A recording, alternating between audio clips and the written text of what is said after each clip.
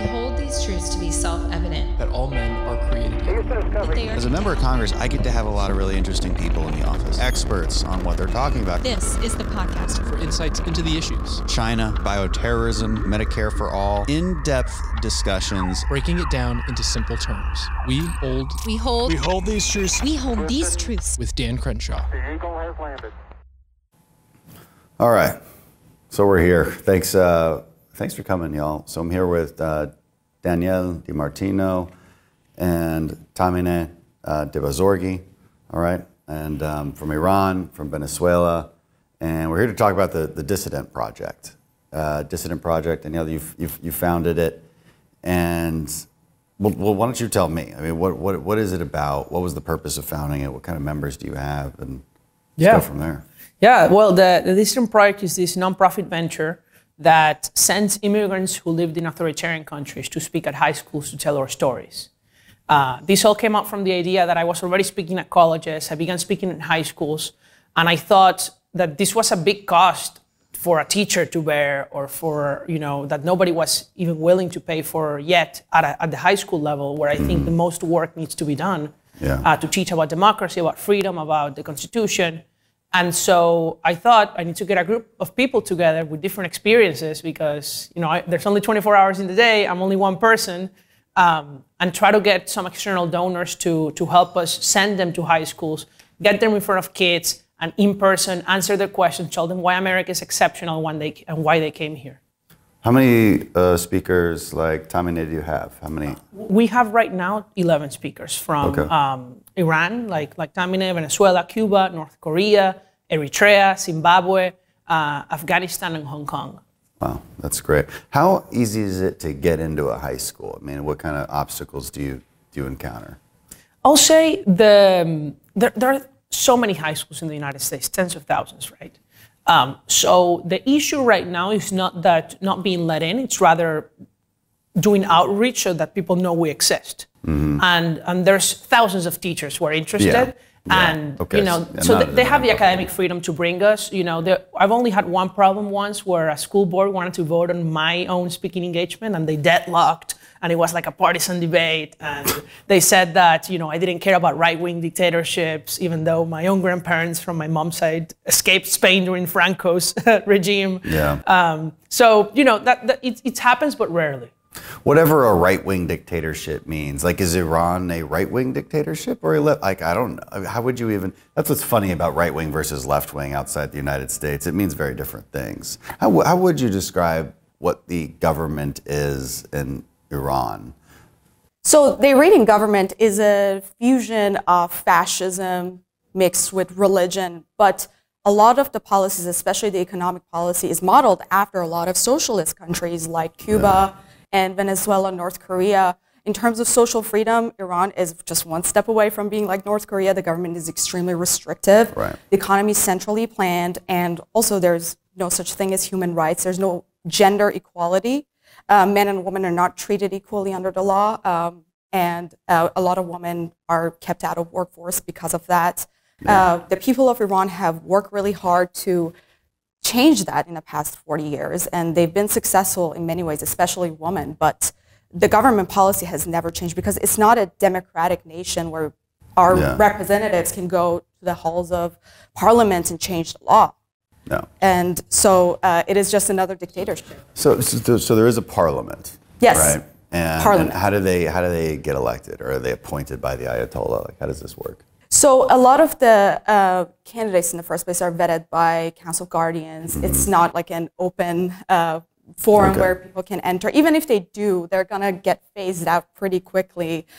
People don't really vote in those elections because they know it's rigged. There is some sort of popular vote, but everyone is pretty much handpicked. And when they get elected, everyone is from the same party. There's no bipartisan or even multi-party. It's just one party.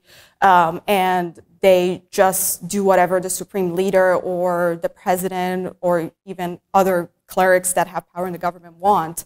It's not about what people want whatsoever. Right, you're not seeing initiatives brought up through Parliament. There's not like there's not ideas flowing, debates, things like not even. No, they don't depend on the Iranian people's vote. They don't depend on their taxpayer money because they depend on the oil that also they sell, and it funds their operation. So there's no accountability. And that's similar to both Venezuela and Iran, right? So these are oil-rich states, or at least used to be oil-rich states, and sort of use that to empower, I guess, a redistribution model, some kind of socialist government. And so I'm curious, I guess, in both. I mean, I know a little bit more about Venezuela. I've been there a bunch of times, at least the old Venezuela, 20 years ago. So, obviously people have cafes and businesses and they open up restaurants. Like there's a market. Iran, I don't really have a great idea of what that economy is like. Maybe you could sort of, so if you want to open up a restaurant, like what does that even look like? Well, there is a market, and there is a very strong black market in the same place, because sometimes when you have overregulation, it creates these holes so you have this anarchic freedom beneath the overregulated economy. A lot of Middle Eastern countries are like that. Yes. Like Lebanon's another great example. Yeah. Solid black market.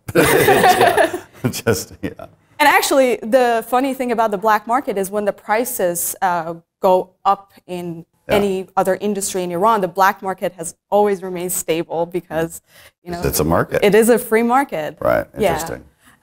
So do you have to open up a restaurant within the black market? Like, is there even do you have to get a permit? Like, how does it work? There are some permits that you need to get. It's fairly easy to start a business, but a lot of times the government can come and seize your business. For example, just earlier last year, when the protests in Iran for Mahsa Amini broke out, there were a bunch of restaurants and cafes that they were blocked by the government. They just came and seized it because the owners participated, or they suspected that the owners participated in the dissent against the government. So there's no due process. They can come and take your assets. There's no Fifth Amendment. No individual right. There's not even a philosophy that there are inalienable rights. And that's probably the most important thing. I say it all the time. It's the most important thing about American democracy is the Declaration of Independence, because it said that there are rights, right? It didn't lay them out as clearly as the Constitution did, but that was the second step. And it says, look, life, liberty, and property. Like those are inalienable. Now you can lose them, right? But that's only because you are infringing on somebody else's rights. So that's it's such an important political, philosophical tenet. And it was being developed for a long time in Western civilization, but America was the first to say, like, let's write it down and make it the law. And when you don't have that really basic foundation, you start to lose out. I mean, you can start a business, but you never know when it's going to be taken away, right? Without due process, whatever it is. And then what does that do? Decreases investment, and then your economy suffers, and then the turmoil keeps going from there. I want to try to understand how we get there. Well, in Iran, one thing you mentioned, they have socialist policies. Like, what is it? What do you mean by that? Is there like a universal basic income? Like, what is it? Because socialism can mean a lot of different things. So back in 1979, when the turmoil was happening in Iran, when the Shah was still in power, the biggest... And Ben Affleck went and saved a bunch of people. Yeah, I remember. Yes, exactly. But a little earlier than that, some of the biggest critiques of the Shah were the Tudeh party and the Communist Party that were backed by the Soviet Union. So they were the ones who were actually leading the revolution against the Shah. Right. And what happened was they realized that, well, this is not going to be popular because Iranian people are a traditional society. Right, they have certain values that it doesn't fit with the Soviet-style aesthetics. So they changed the robes from looking like like Bolsheviks. They look like clerics. And they didn't come in promising, we're going to take away your right to education, we're going to take away your right to wear what you want, or your economic freedom. Their promises were equality, we're going to give you free buses, free electricity. These are exactly what Khomeini promised when he wanted to seize power. And many people believed that. And they looked at him as this like populist guy. And the Western governments, Jimmy Carter, he threw his support for Khomeini as well. They saw him as like a compromise. He's not a socialist like those guys. And, he's not the Shah that we don't like anymore.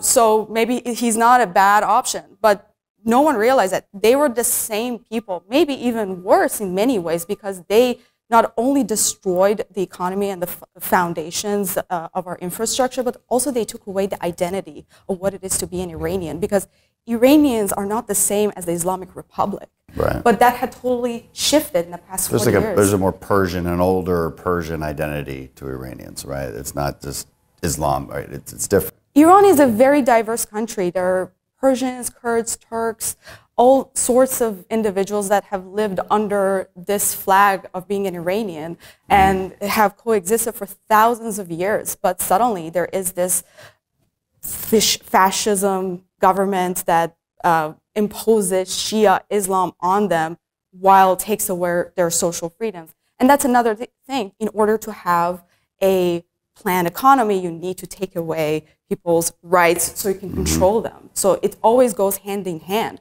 So you can't have a planned economy, let's say universal healthcare or even universal basic income, which Iran has, without controlling the population on a very large level. It's either control via dependency, which is kind of the softer part of socialism, right? They try to do it in our country all the time. It already has happened. Like it's massive. But if you want to control the economy more succinctly and with a little bit more detail, you have to take away people's rights. There's no other option, right? It goes hand in hand. I'm interested in the rhetoric. So the rhetoric of the revolution, bringing equality, bringing justice. I mean, these are the kind of words they use. Is that similar to not Maduro, but I mean back with the Chavista days? Yeah. Chavez was really right. I mean, he just seemed to do it a little smarter, right? I mean, so let's bring us through Venezuela's evolution here, because in my time in Venezuela, it was under Chavez. I mean, Chavez was president for how long? Since 1999 until he died in 2013. Okay, so 1999, yeah, I mean, I guess that's when I kind of first was introduced into Latin America. So it had just started back then. So, you're not going to destroy a country that quickly. So like my recollections of Venezuela are this beautiful country, great people, thriving city. Like I said, my family, I lived in Colombia. My family moved to Venezuela for a couple of years, and that was in 2006, 2007. It was still fine. Things were still decent. But what is the rhetoric that Chavez spewed? Like, what did it mean to be a Chavista? Yeah. Well, I want to say something, curious also about Iran. In addition to them being obviously an ally of the Venezuelan regime, eventually, because all these regimes end up becoming buddies. Yeah, the black sheep against always get America together. and against the free countries. Iran has not recovered at all economically from the revolution. They're still poorer than they were in 1979. And Venezuelans are now poorer than we were throughout almost the whole 20th century. Yeah. So we're going back to the 1800s in level of wealth. And as you say, that didn't happen from one day to the next, right? You boil the frog slowly. You don't do it immediately. And Chavez got elected on the promise of, obviously, Venezuela wasn't perfect before Chavez. Right. But Venezuela was the richest country in Latin America, one of the richest in the planet. There was poverty, just like there's poverty in every Latin American country, but you could get out of poverty with an education, with hard work, and it attracted millions of people from all over the world. Your parents, moved there for a few years. My grandparents immigrated to Venezuela too in the 50s, when it was the fourth richest country in the world. Yeah. And they didn't have even high school. It was the fourth richest country in the world. Yeah, by GDP per capita. Wow. Yeah. Because think about it, in the 1950s, Europe was destroyed, Asia was too. Yeah, that makes sense. The only thing that was left was the United States, Canada, Australia, and Venezuela. Wow. And so Venezuela, of course, was an oil-producing nation, so the war actually was very profitable for oil-producing nations. But Venezuela, I think the problem was that the political class became corrupt, and that gave an opening to Chavez he first attempted a coup in 1992, went to jail. The big mistake was Caldera, the president before him. He pardoned him and got him out of jail. You should never do that to somebody who killed people, went on national TV, former military, who was in the military. Imagine disgracing your nation like that. And then he ran for president and won, Chavez. And I think that that's what sets Venezuela apart from basically every other socialist nation, in that Venezuelans elected Chavez. Yeah. There was not a violent revolution. This was not a civil war. This was not an invasion by the Soviet that implanted a puppet regime. Right. This was Venezuelans putting themselves on the hook. Right. And Chavez promised to take away from the rich, redistribute the oil money, saying that, we're going to end corruption. I'm going to be perfect, right? He's not going to be subject to any of those incentives. And it was really about inequality. It always goes back to this inequality argument, right? It's just powerful because you're feeding off people's resentment, and it happens here too. I mean, it's always about inequality. And I'm like, the question isn't inequality. The question is, do you have a system where if you do basic things right, you can remove yourself from poverty? Like that should be the question, but that's way too logical for people, and especially young people. Young people want to feel like they're at a high moral level. They want to feel like they're good people, like they're compassionate, and so that's just not a good enough answer for young people. And that's why your stories are so important, because it's important to show them how these steps happen. Yeah. Like we're silly Republicans, we're not crazy for pointing out that this can happen, even with lighthearted, nice rhetoric. Like, we have to reduce inequality. That's all we're trying to do is reduce inequality. And I'll tell you, it happened slowly in Venezuela with that rhetoric, because the first steps were, people have a right to food. So let's give them bags of food that we're going to deliver to their houses. People have a right to housing. So let's build public housing for everybody. Now, where do I hear that here in the United States? Well, that requires money. Now, Venezuela had tons of money, because when Chavez took office, the oil barrel costed $10 a barrel. By 2008, it was $100 a barrel. Yeah. So we're talking 10 times the revenue. Oil production was relatively stable. And that still was not enough to fund all the free things he wanted to give away. Wow. And so inflation started going up, The same thing that happened here during COVID. The difference is the scale, of course. It was just much bigger spending. And eventually what they said is, well, this inflation, this is not our fault. It's the fault of the greedy businessmen who are trying to rip off the Venezuelan people. And we're going to now impose price controls to combat inflation. Of course. And guess what happens with price controls? There's a shortage. And then I had to line up for food. And then I had to line up for medicines. And then my mom, because we used to own a gas station in Venezuela, that was our business. And we're talking about a few $1,000s a month. By 2016, when I left Venezuela, we were making $100 a month. Wow. My mom began selling chocolates, like chocolate bonbons. She's amazing pastry maker, my mom. And that meant she needed to buy chocolate. Chocolate was a price-regulated good by the government. Yeah. Basic necessities.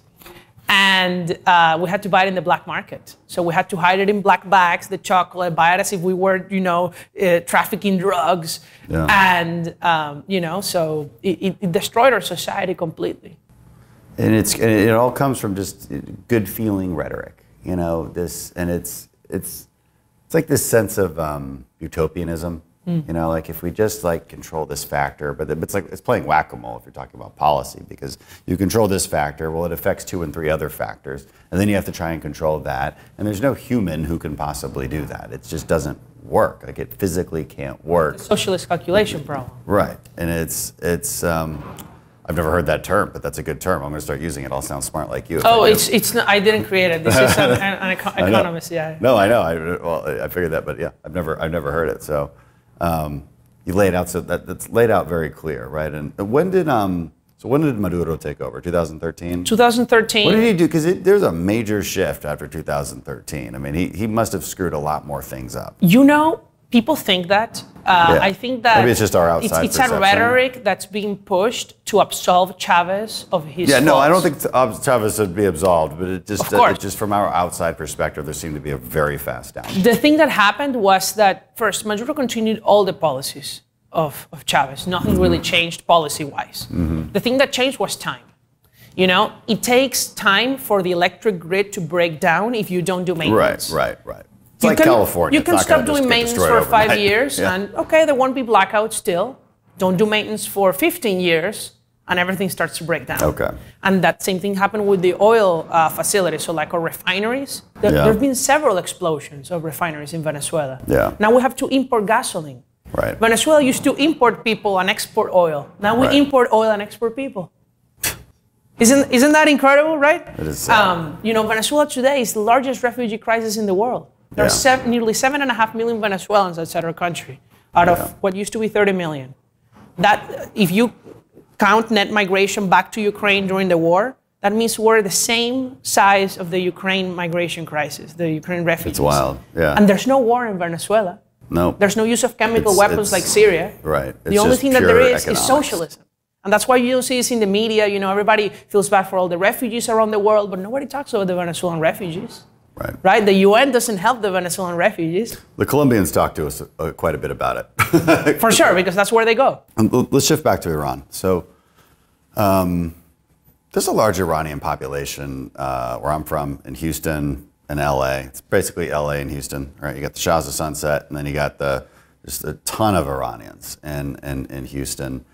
And, what's always struck me about Iranians versus, and I've been in the Middle East a lot, Iranians are very westernized. So like, how does this happen under such a fascist, maybe not westernized, but you know what I mean? Like, they're different. They're their own culture, and they fit quite nicely, I think, into American culture, you being a perfect example. Why is that? So like, I just want to get a better sense of the culture inside Iran. When did you come here? How did you get here? Like, tell us the story. So I was born and raised in Tehran. My parents both educated. My dad, telecom engineer. My mom was English major. She used to teach English, and then she stayed with me at home raising me. And we were not super wealthy, but we're white collar, middle class family. And since I remember, my parents always were interested in American movies. We always had access to satellite TV. And when internet came, my dad made sure that we had a computer in the house and I had access to it so I could, get access to the world, because otherwise we would be totally shut down. Yeah. And the other thing is that Iran is, although there is a very authoritarian regime that wants to wall people, it's a big country. It's like over 80 million. And it's difficult because these authoritarian regimes, although they're very scary, they're very inefficient too. Yeah. So a lot of times that inefficiency leads to a lot of freedoms, accidental freedoms, I call them. So for that reason, the controlled anarchy of the black market. Yes, I like exactly. that term. Accidental freedoms. Yeah, accidental freedoms. So although Facebook We're coming up with all sorts of good terms. Yeah. On this one. Yeah. Whether we make them up or steal them, whatever.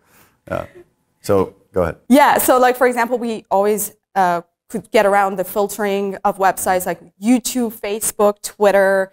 Everything I remember was blocked when I was growing up. It was very difficult to access many websites, even for research projects, but we got VPNs. There was always a solution. Is that still a solution? Because I mean, so one of the questions I have is recent protests. We look at them again from the outside. We're not sure what the outcome's going to be, but it always seems that one of the main tools we could give the Iranian people would be moral support, but a way to communicate. Are VPNs still successful in doing that for people to get on social media and communicate? That has been wildly successful, but the Iranian government has repeatedly shut down the entire internet. They'll just shut down the whole internet. Just shut down the whole thing for a few days, and that has caused a lot of economic damage. Many people own businesses online. Right. Imagine just not being able to access. And so that alone, does that quell the protests because it's such a blow to society to not? That was really difficult for people to communicate, but people still found ways around it. They still went to each other's houses. They phone calls, although they're all monitored. So it was really difficult, but people risk it, and that's very just like the bravery of Iranian people. You see it on videos that come out. Okay, so back to your story though. So you grow up that way. When did you come to the United States? I came to the U.S. on 4th of July, 2015. Oh, that's kind of cool. Yes. And I actually became a U.S. citizen last summer. Oh, wow. Congratulations. Thank you so much. And what part of the U.S. do you live in now? You go to school here? Yes. Yeah. I go to GW Law. GW Law. Nice. Okay. Yeah. So yeah, we first we moved to Atlanta, Georgia, and then after a period of time, we moved to California. That's where I went to college, and then moved here for law school. The reason we moved to the United States in the first place was because of me. My parents had one daughter. They realized there's never going to be a future for her. Like, she's never going to able. How easy was it to move here? It was extremely difficult, and my father, he was a renowned academic in his field, so because of him, we were able to. You can get a little bit of extra, There's certain visa opportunities for that, but how long did it take? A couple years at least. Yeah. You could have just walked across the border. Yeah, but then that wouldn't be a good idea for a lot of reasons. So you get here around 2015, 4th of July. Was that on purpose? But you guys were like, you know what, screw it, let's just buy the ticket for 4th of July, or was it by accident? It probably was cheaper though, right? If on the 4th, exactly. It's true, not a lot of travel here, but I don't know. Is there any story behind that? Or I think it was divine intervention, honestly, because I could not believe myself when I got here, because it's almost impossible for. You ever traveled outside Iran before that? Yeah, to a few countries before that. Like where? Like Turkey, Dubai, and Saudi Arabia. Yeah. Been to Germany, for example. That was another place. But I would. What are your initial thoughts when you come here? I was shocked, and I could not believe I was here. And I think the 4th of July example is, it was a great day to be in America, because I looked at all the American flags in the house, and it kind of was. Where did you actually show up? Like what city? Atlanta. Okay, so you came to Atlanta. Did you get there at a time when you could at least see fireworks as soon as you get off the plane? Like what time did you arrive? It was, I think, earlier in the morning. Okay, so you were there. So you actually got to see the 4th of July on your first day. Yeah. That's cool. And Atlanta is probably a good patriotic place to see it. Yeah, that's awesome. Yeah, it was wonderful, but it was. They have the Braves. I'm not a big fan of the Astros recently, but that's okay. We can forgive. So that's really cool. So your first day, 4th of July, and I guess your dad had a job, and that's why you moved to Atlanta, right? Is that the case? We had family here. Gotcha. A distant cousin who was very kind to let us stay with her for a while, and then we decided to move to California. That was where there was a strong Iranian community there, and I decided to go to college there, so we moved there. My father at the time. Where'd you go to college? I went to UCLA. Okay, I went to USC my freshman year. And then I transferred to Tufts. So you didn't like. She just ended the interview. She just not a word. That's how you know you've been Americanized, right? When like college rivalries is like everything. It's like Shia Sunni. And Iranian and American are not divided over their nationalities. Yeah. They're divided over their college. That's kind of a problem in America right now, is that we used to be divided over UCLA being worse than USC, but now I'm just sorry, I just had to dig at you, but now politics is what everybody thinks about, and that's sad, right? Because sports and rivalries, like that's the whole point. It's like everybody fights there, but it doesn't matter, because in the end, nobody thinks it matters. Now politics is everything, and this sort of socialism versus free market, or whatever you want, small business economics, I like to call what we believe in.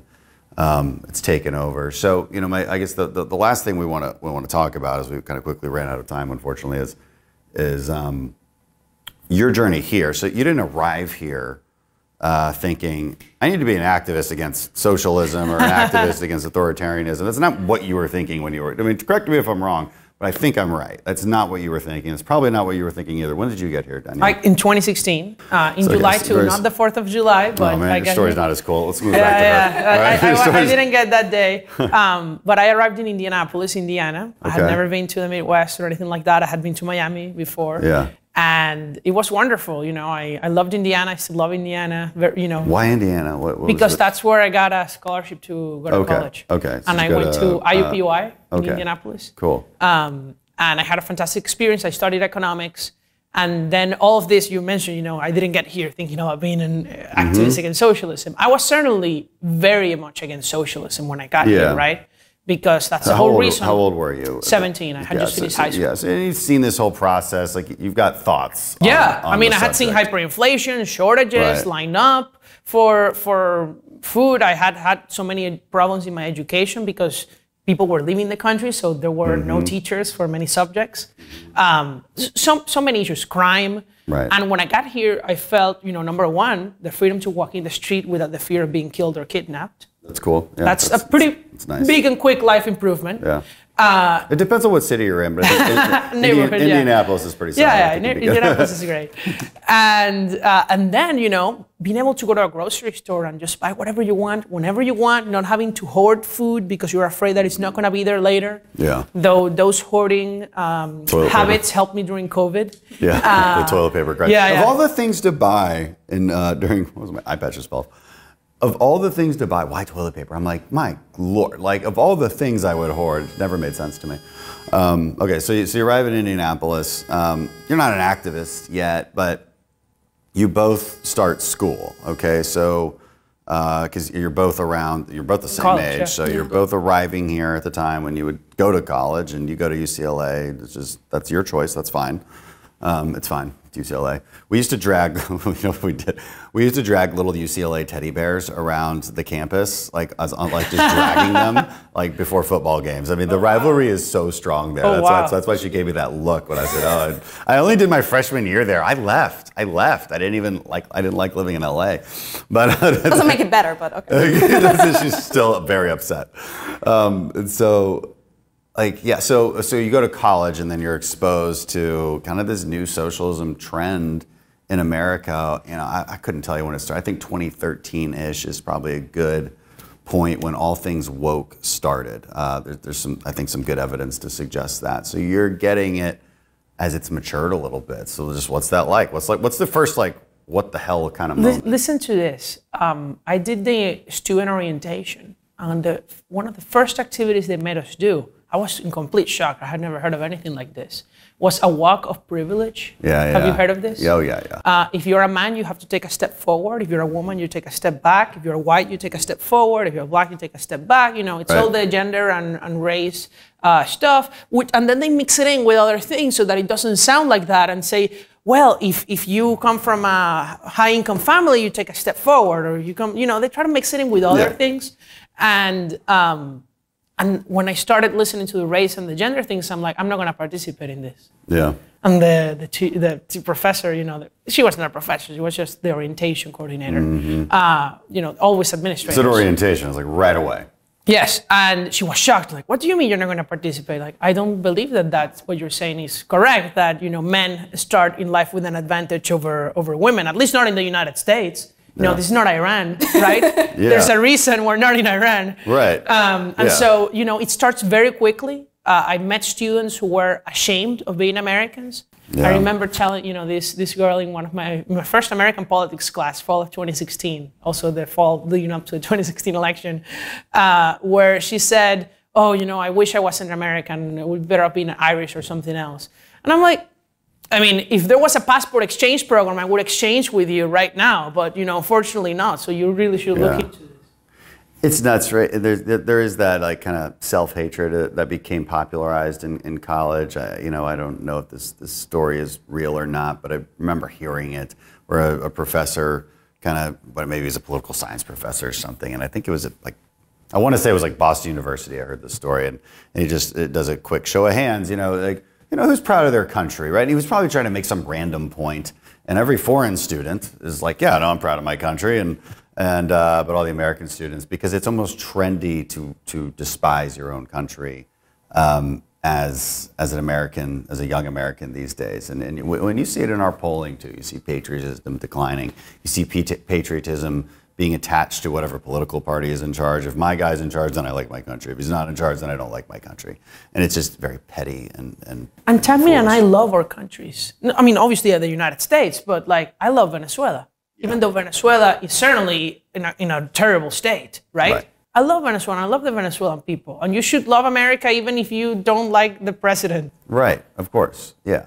And so what about you? How was your first college experience? So when I started college, it was also fall of 2016, leading up to the election. And the first thing that really got me into it was all the Bernie bros talking about Bernie Sanders' That's agenda. right. This was 2016 election. Yeah. So I was in school too at this point. Actually, I was doing my master's. So yeah, Wow. yeah. And I was listening, and this is by the time like I didn't know much about the political divides in the United States. I believe what I believe. Like I knew that these government policies all gonna fail. I came to America to get away from those, and then I saw that all my professors and classmates were so excited about universal healthcare, the Bernie Sanders 2016 platform, and Because it's utopianistic. It's Yes. like, it seems so nice. It sounds great.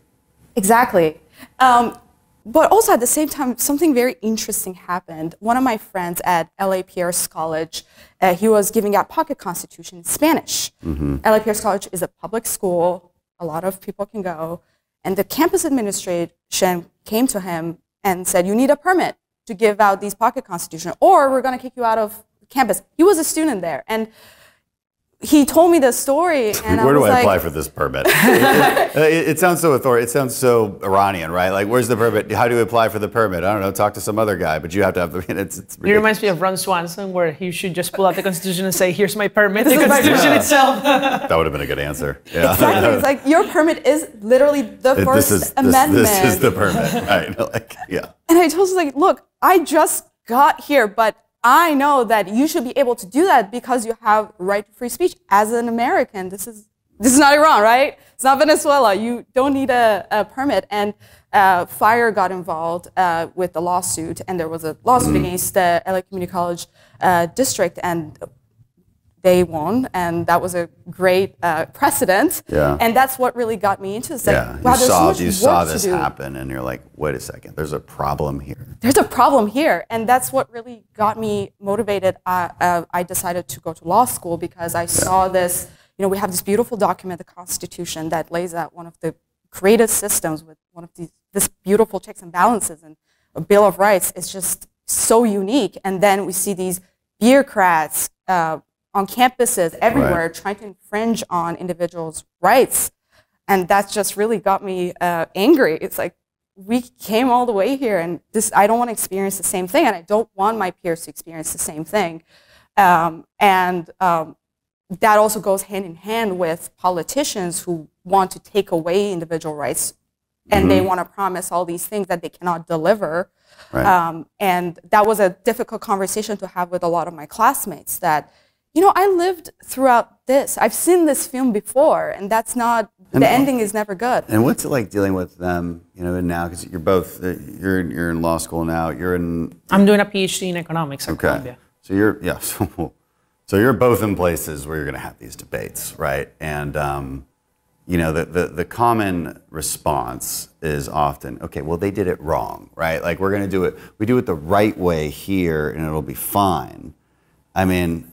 And that's why your voices are so important. I guess that's not really like a question, because I know what your answers are. I mean, your answers are your own experiences, and that's why your activism is so important. Because I mean, we can say it, and we can repeat, you know, the stories of Iran and Venezuela and how this, and Russia, right, and how all of this ends up, and we can do that. But your experiences, and especially recent ones. Because they think it can't happen now, too, right? There's definitely this false belief that honestly a lot of Americans are in a lot of different ways, that the last 70 years are normal, but they're not normal. You know, like the last 70 years of American power and the kind of this Pax Americana are not normal, not for human history, and they just have zero appreciation for it or understanding like where it came from. That's right. And, like what led to this. You know, in Venezuela, people used to say, we will never become like Cuba. We're not an island. We have oil, we're a democracy, all of which were true. Yep. And the only thing that mattered was that it's true, we're not an island, therefore we can escape by foot.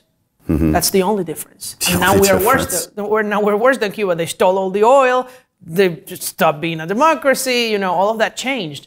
And now what Venezuelans say, it's really harrowing, I think, is that we were rich, but we didn't know it. And I think Americans are rich, but they don't know it.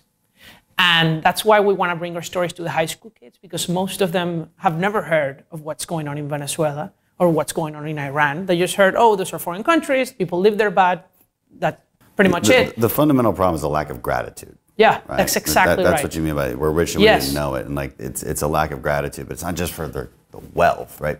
Because for them, wealth is always subjective. You know, well, somebody has more, therefore I have nothing.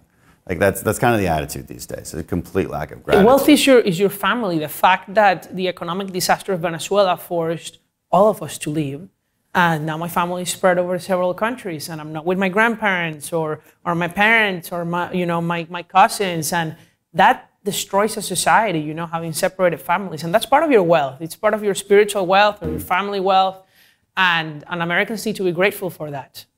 And grateful for opportunities. Yeah. You know, because we have debates about inequality all the time. But I'm always, you know, my question to the Bernie bros is always, okay, well, at what point will you be happy with inequality? Given the fact that there's different people who are willing to put different amounts of effort into a given task with different skill sets, like there's going to be inequality built into any system.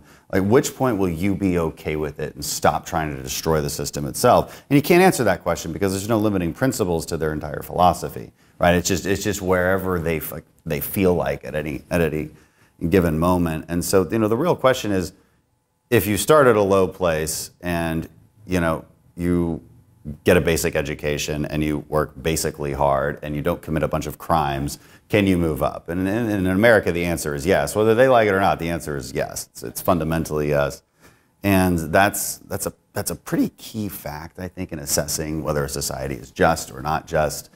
And there's zero gratitude for that. There's zero gratitude for that. And so your stories where you show like you can do everything right in Iran and they'll still accuse you of being a spy for the great Satan or being an Israel sympathizer. Or a CIA agent in Venezuela, they tell you. Or, you know, or fomenting protests or, God forbid, downloading a VPN, right? Yeah. And they can take everything. Yeah. And you can't sue them, right?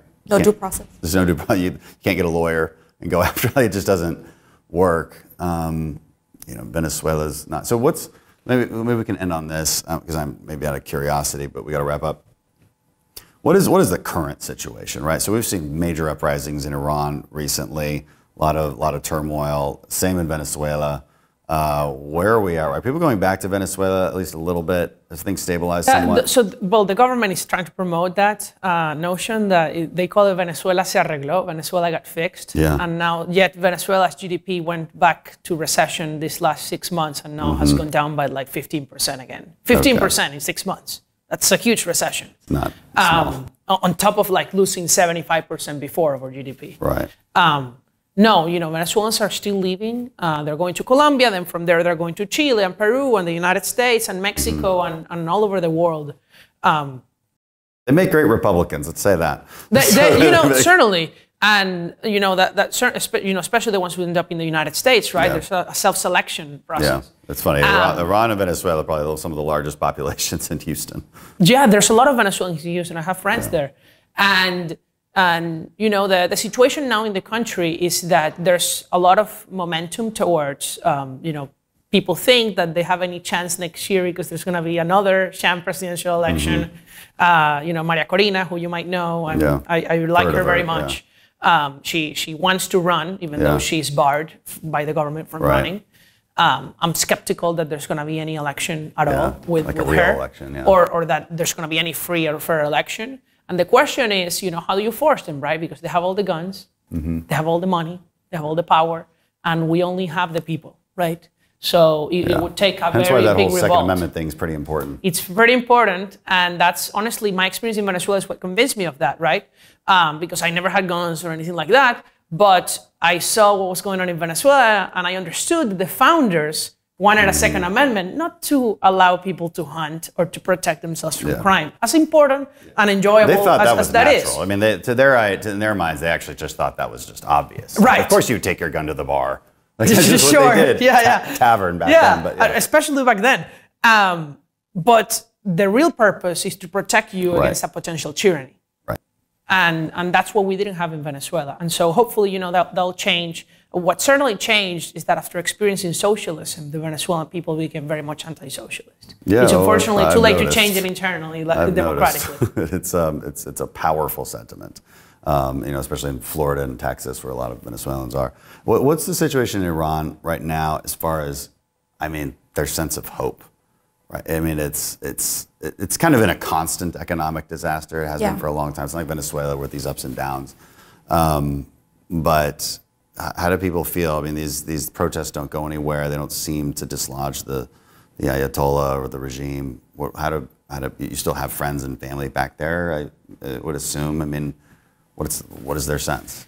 So the situation in Iran has not improved in terms of the government hasn't conceded anything, but it was a very important moment in history because we haven't seen anything like this in such a large scale, led by the Gen Z Iranians, a lot of mostly girls who went to the streets in front of bullets. A lot of them got killed, a lot of them got injured permanently, many of them got arrested, tortured, raped in prisons. We saw horrific things happening, but people at this point have reached a point like they say, I'd rather die than continue living in this situation.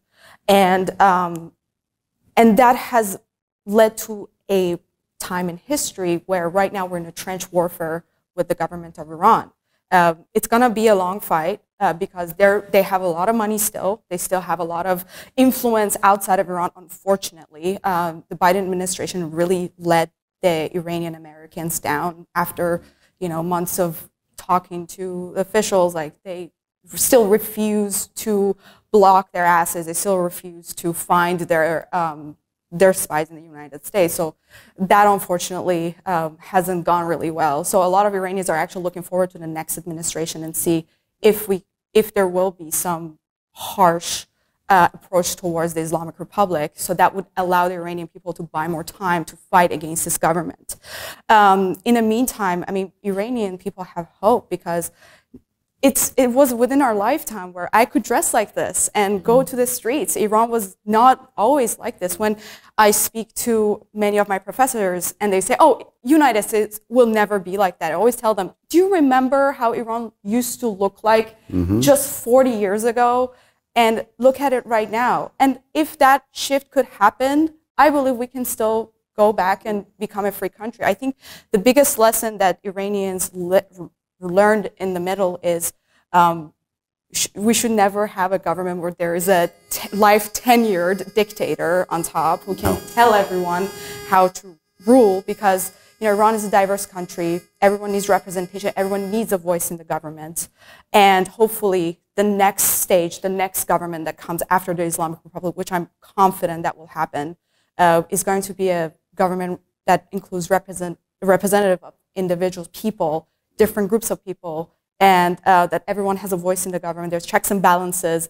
There are individual rights, so we no longer have to go through this situation ever again. Iran is a beautiful country. It has huge human capital. It has great infrastructure, and it can only be a major player in the global market if it can retain that. And unfortunately, this government is currently taking that away.